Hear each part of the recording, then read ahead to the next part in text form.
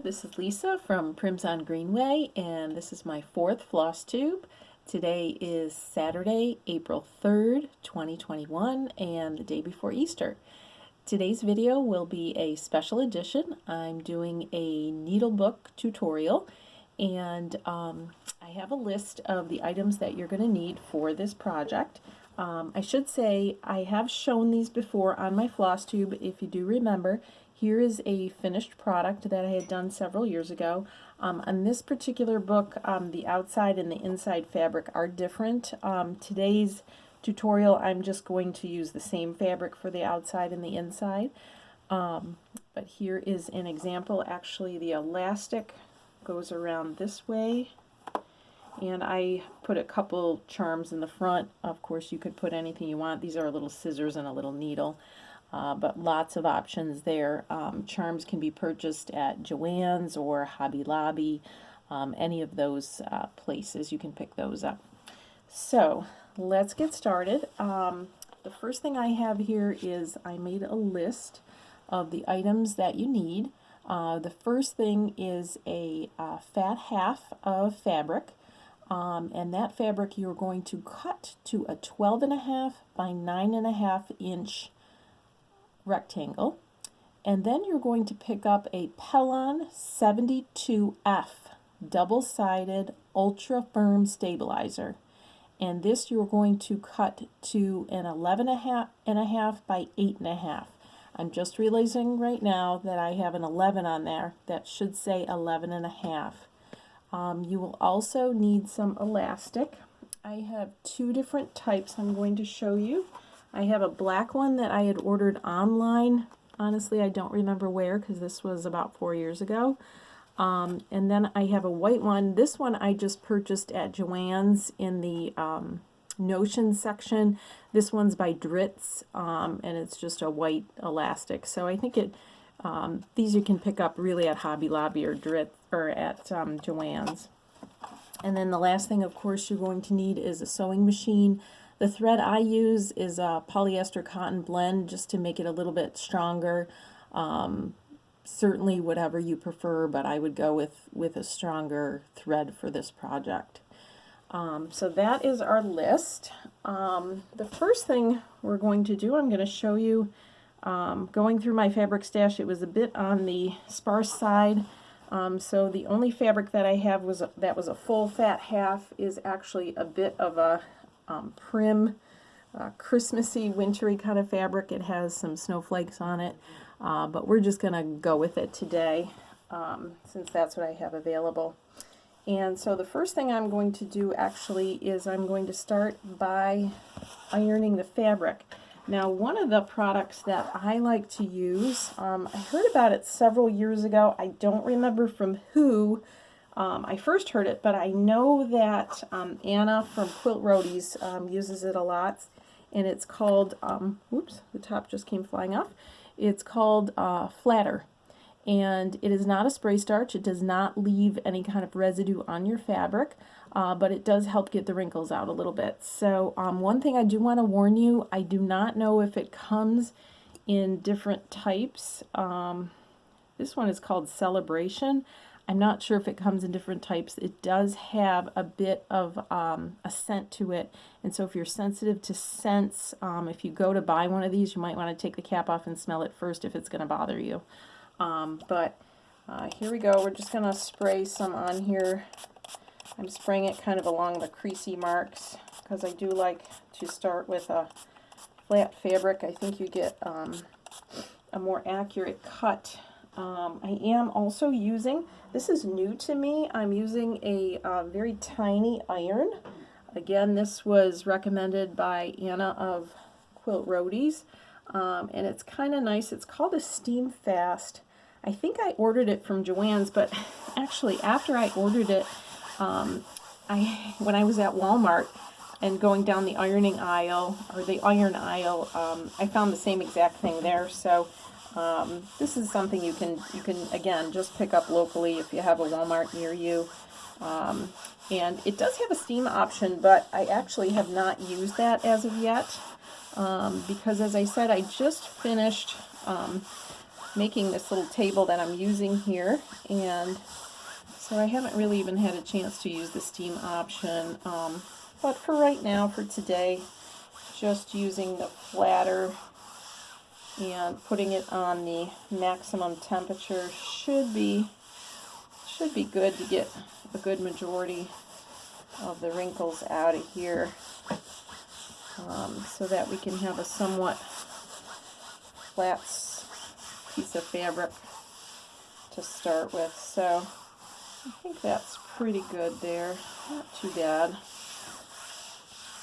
Not too bad. Okay, so one of the things I did to help make this process a little easier, certainly you can use quilt rulers.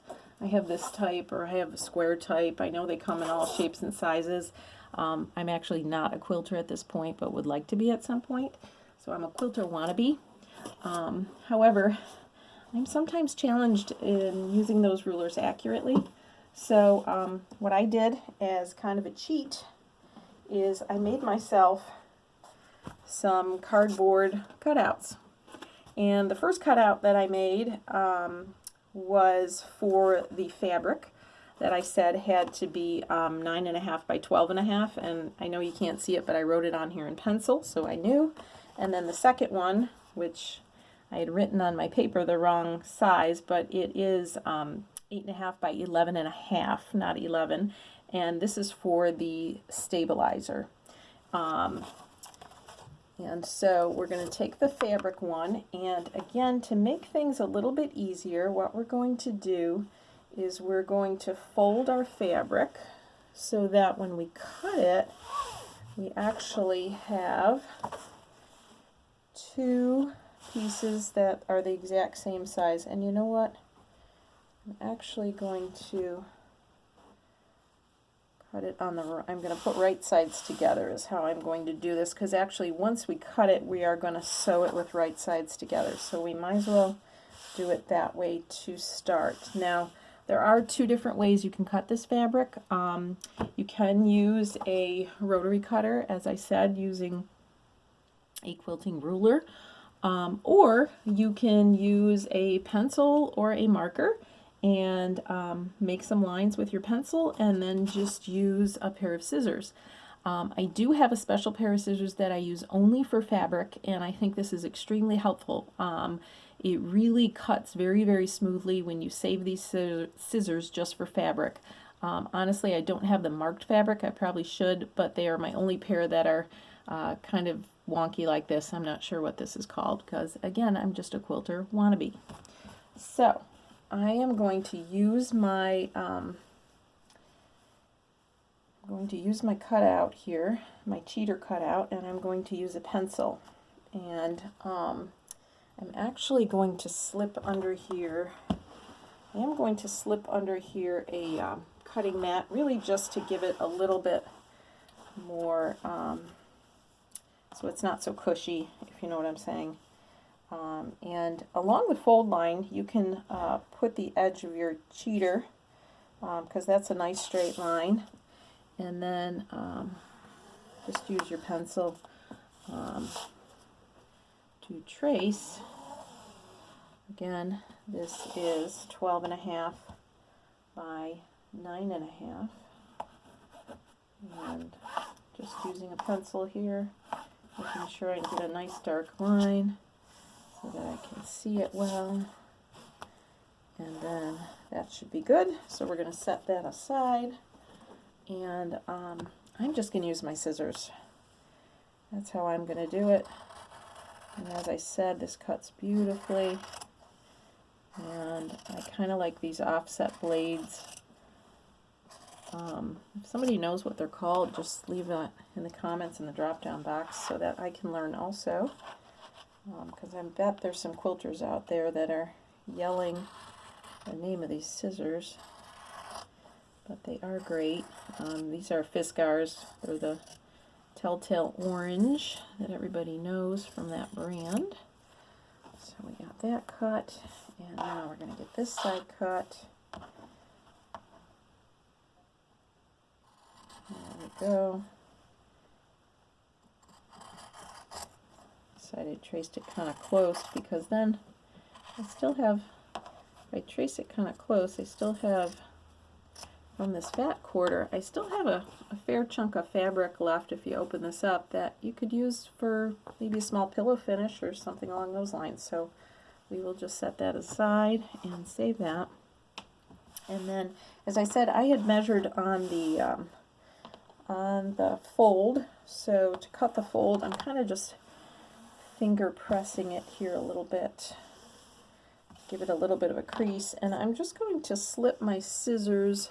I don't know if you can see this, but I'm just slipping my scissors kind of in the fold and holding it with the other hand so that it has a little tension on it so that we're cutting straight down the fold. And I think that's helpful to do it that way. There we go. So there we go. So we already have 2 pieces of fabric, right sides together, just how we want it. And we're going to head over to the sewing machine because what we're going to do is we are going to sew some straight seams. You only have to know how to sew straight. That's all I know. And even that I do only fairly. And what I'm going to do is on the sides here and here, I'm going to put a 1/2 inch seam allowance. On the bottom, I'm only going to put a 1/4 inch seam allowance. So 1/2 inch here, 1/2 inch here, 1/4 inch on the bottom. We're going to leave the top open. Okay, so come on over to the machine. I'm going to have my daughter Marguerite bring the camera over to the machine.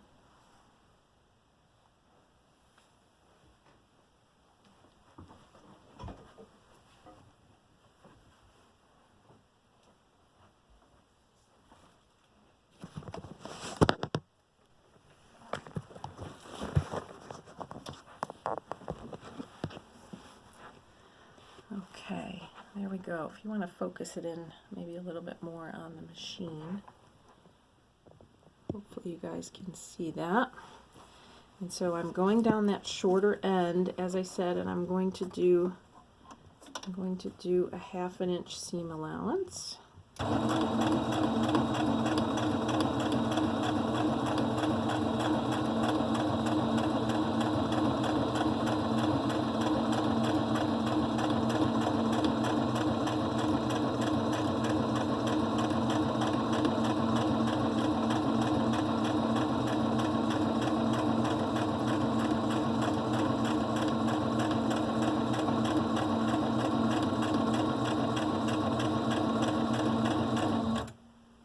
Okay, and now what we do when we turn the corner is we want to put our needle down, we bring up our presser foot, and then we rotate our fabric.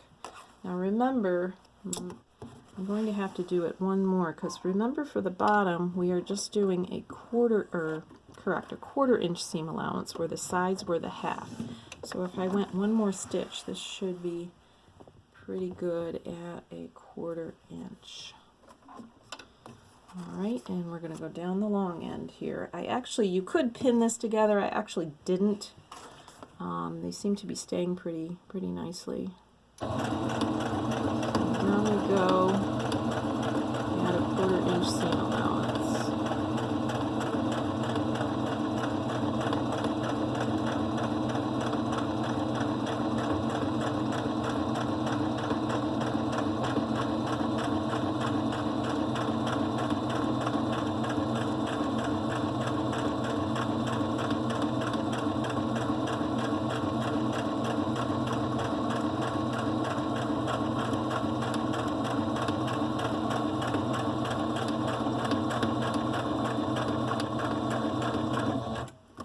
Okay, so we're getting to the end again. So I kind of do it manually and then check to see, yeah, we're at a 1/2 here because we're going to do a 1/2 up the side, and then we'll be done with that.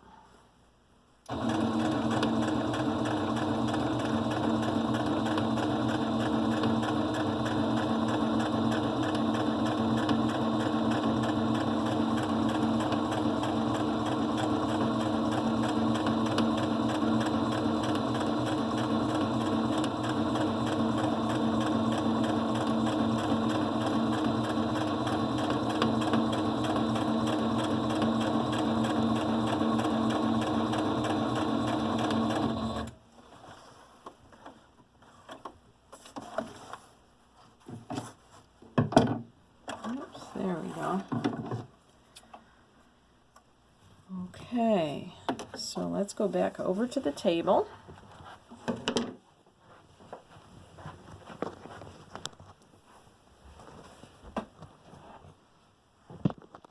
Alright, we're going to get you all set up here again. Alright, so we're at the table, and what I'm going to do here is the corners, I'm just going to clip the corners a little bit. It just reduces, oh, and I'm going to clip the threads here too, just reduces a little bit of bulk, because we are going to turn this inside out in a few minutes. Alright, thanks Margot. I think we're good. So let's set that aside. And I'm going to flip this inside out. Oops, and you know what I forgot to bring over? I'm sure you've seen people when they flip things inside out, they use a chopstick or something of that sort to get the corners out. So hang on one second and let me grab that.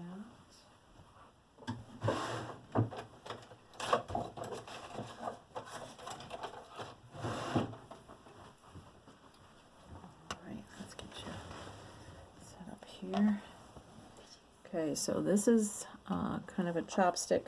I try not to do the pointy end. I have done that before and poked it right through the fabric. So I'm trying to just kind of get this a little bit. That's pretty good. In here, now remember, these items are homemade, so they are not going to be perfect. But we will do the best job we can. And that's probably looking pretty okay there. Okay, so I'm going to try to kind of, again, stretch it out and finger press it a little bit here, get that stretched out. But what we have right now is we have kind of a little bag. See that? It's basically a little bag. We just did three straight seams, and we have a little bag. Okay, so we're going to set that aside. I'm going to set that aside, and what we're going to do next is we are going to work with our Pellon product, which I actually didn't even show you up to this point. I kind of bought this in a big roll when it was on sale. Sometimes at Joann's, I think it was like 2 weeks ago or 3 weeks ago, they had all their Pellon 70% off. I mean, you really can't go wrong there. So anyways, here it is. Let's see if I can put it in the camera. Sorry for the crunching, but you can kind of see it's the Pellon 72F, and it's the double-sided fusible ultra firm stabilizer. I got from Joann's. I think they sell it at Hobby Lobby also. So what I'm going to do, I'm going to unroll a little bit of this, and I keep them clipped with these, I think they're called binding clips. Again, just a quilter wannabe, kind of a cool little thing, but I kind of keep it rolled up with that so it doesn't get too crazy on me. And what I'm going to do at this point is we're going to use my other cheater. This is my other cheater, old piece of cardboard, and it's measured at 8.5 by 11.5. So we're going to put it over here in this corner, and I'm going to use my trusty pencil, and we are going to cut it, we are going to trace it, and then we are going to cut it out. I'm not really even on my table. Gotta move over a little bit and get on my table. So I'm gonna reline this up again here. I think that's pretty good. Alright, there we go. That's a little better.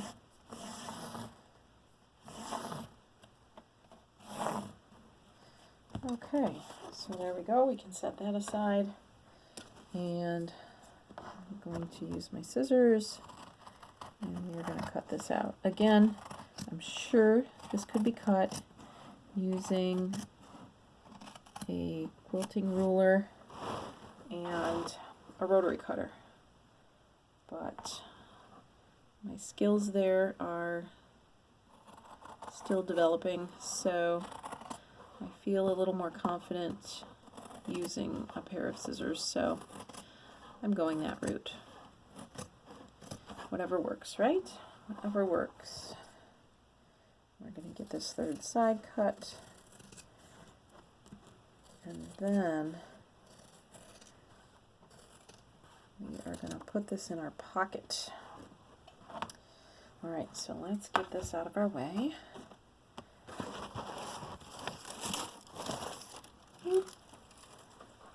Okay, and we're going to grab our pocket. Have that out of our way too. Alright, so what we're going to do at this point is we are going to put this in our pocket. Now, this generally is pretty tight fitting. But that's the way you want it, because when you iron it, you want it to iron smooth. You don't want any ripples in the fabric, so you want it to look nice and smooth. So it's going to be pretty tight. There are times that sometimes I have to actually trim this just a little bit to make it fit if it's too tight. So we'll see what we've got at this point. Now inside here, obviously you've got seams along the inside. I try to keep the seams all on one side if I can. Again, that kind of reduces bulk if you can kind of do that. But first things first, let's try to get this thing in. So this takes a little manipulation to get it in, but we're going to do that. And now I'm going to look and see if I have the seams. I don't know if you can see that. I do have the seams kind of underneath this here. There, maybe you can see how I have the seams underneath there. Again, just keeping the seams on one side. Now I'm going to kind of push it in. I'm pushing it to the back so that it's all the way to the back there. And I'm looking in, and we're going to, again, try to keep the seams on one side if we can. Okay, I think we're doing pretty darn good. This seems to fit pretty good. So there we are. Okay, so let me show you. It is now in. It's nice and snug in there. Just checking the seams over here. One of them seems to be a little wonky, goofed up.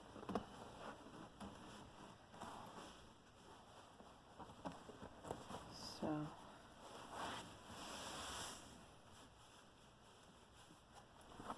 I still feel like one of them's wonky over here. Hang on.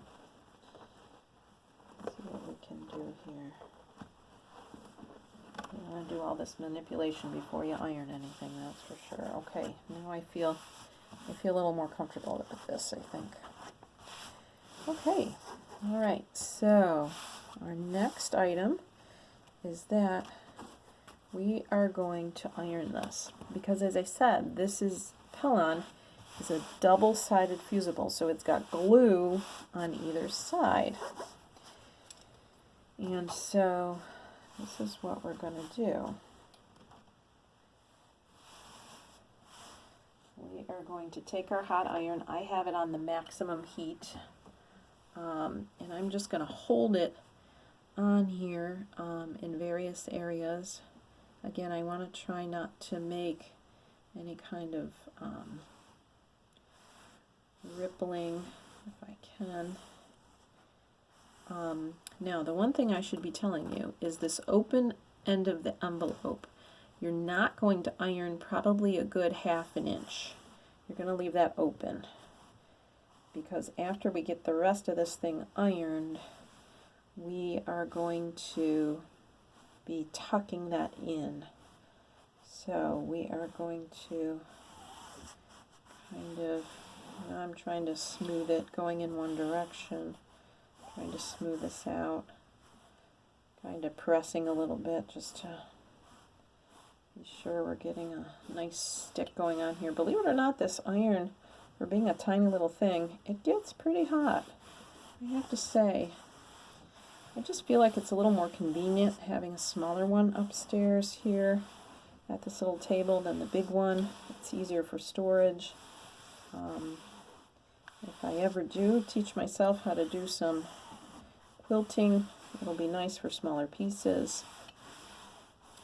I have tried making little hexies. I've made a few several years ago. I haven't done any recently. I never put anything together with it. It was fun to make the little hexies. That would be fun to get back into too. Making one of these books out of 2 pieces of hexies put together would be like absolutely awesome. Making a project bag with hexies would be awesome also. There's just too many crafts, too many things to try, and so little time. But I'm hoping that somebody out there might give these a try, because these are kind of fun. These are things, again, you don't have to use for needlework. They could be used for journals. Might be a project to do with your teenage granddaughter or daughter. And they could use them as diaries. They're just kind of fun, and they come out cute, and there's an infinite number of fabrics out there that you could use to suit your taste, for sure. So, alright, I have that stuck. I think it's stuck pretty good. It's nice and flat. It's stuck pretty good. It's nice and warm. So we have this open section up here. So what we're going to do is we're going to take the bottom part of it and we're going to fold that in. Can you see how I'm folding that in a little bit? And what I'm going to do, I'm hoping you can see this, what I'm going to do, let me get this out of my way here. I'm going to take this little iron and I'm going to do the folding in here, and I'm just going to go along the edge a little bit. And I'm trying to pull it kind of taut here when I'm pulling it, because as I go along the edge, it's gluing it. Now, if you do make a mistake, it can be pulled off, but you got to be careful with it. So I kind of have that middle section right now. I kind of have that middle section glued down. So what I'm going to do next is I'm going to kind of go over to the end here. You see how I'm at the end, and I'm going to push down the rest of it, but we're going to go into the corner here, and we're going to kind of fold in the corner. And this can be a little fiddly, people. So you're folding in the corner, both on the top and the bottom. And what I do sometimes to help me out is I take the end of my pencil, not the sharp end, and I kind of push the fabric in a little bit. Sometimes that helps, and of course today it's not being cooperative. There, I think I might have gotten it pretty good. It's trying to be a little bulky today for some reason. And again, it's not going to be perfect. So I'm also going to take my chopstick here, and I'm going to do the same thing. I'm going to kind of push it down there a little bit to try to smooth it out in that corner. There, I think that's a little bit better. Okay, so can you see what I've done there? I've kind of pushed it in there so that they're both kind of folded in evenly, because you want just a nice even edge here. So they're folded in evenly. And I just did a small section, maybe an inch, inch and a half. So I'm going to hold my finger there, and I'm going to take my iron. Let me move back so you can see me a little bit better. Hold my finger there, I'm going to take my iron, and I'm just going to kind of firmly push that down so that it seals that area. Seals that area pretty good. So there you go, it's kind of sealed in there. So now you're going to continue down the line. You're going to continue kind of folding your upper fabric to kind of match the bottom the best you can, and then you're going to do a little more ironing. There you go. You're going to keep coming down the line. Again, I'm going to do another little section here. Kind of fold it in there so that it kind of matches up. And do a little more ironing because it's all kind of gluing in there. The glue that is on the interfacing. So now we're kind of coming back down to this end and getting that pencil out, trying to kind of flatten it out here, if you can see. Trying to flatten it out. I think I'm going to use this also. Trying to get it flattened out. You want to roll it in so that it's kind of even with the top. Again, the best you can do. Let's get this here.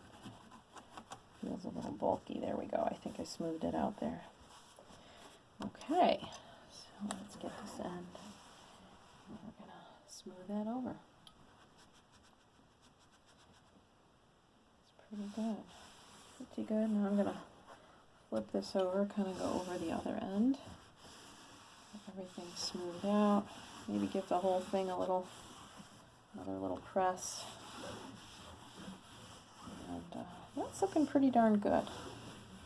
Pretty darn good.